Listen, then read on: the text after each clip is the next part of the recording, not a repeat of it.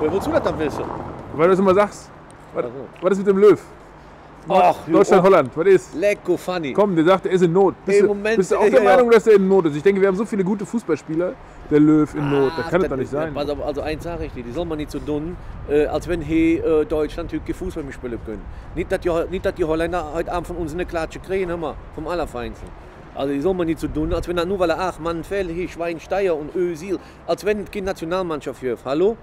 Mit sie wollen nur Leute, die einen Reisepass haben. Also es gibt doch andere Leute, die keine Reisepass haben, die spielen auch Fußball. Also hör auf jetzt, das geht doch ja nicht. Wir machen das schon, wenn immer eine große Glocke gehangen wird. Ach, der spielt nicht, der spielt nicht. Hast du gesehen beim letzten Spiel? 4-0 waren das, so. Und dann knallen die 4 Tore rein, das ist ja nicht normal.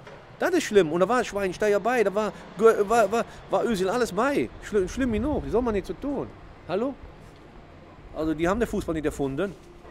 Da müssen wir nicht drüber reden. Ja, was denn jetzt? Ist die Mannschaft stark genug? Oder? Die ist stark genug. Das ist, wie nennt man, Notprogramm. So. Ich finde, da sind viele Spieler dabei, die kriegen heute mal eine Chance. Die können sich heute ein bisschen profilieren. Dann sieht man da doch andere Fußballspieler. Was hältst du von dem Löw? Ja, nichts. Der hat genug verloren, oder? Ja, der hat genug. Das ist für mich ein Weichei. Das ist für mich so eine.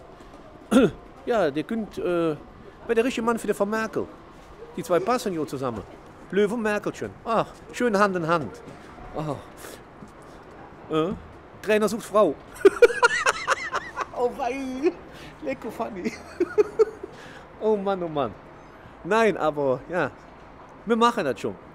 Heute Abend kriegen die Holländer eine schöne Putze. Und wenn nur 1-0 ist, aber ist scheißegal. Ja, ich tippe 2-1, ne? Mir wird jetzt kalt, ne? Kann das Sinn?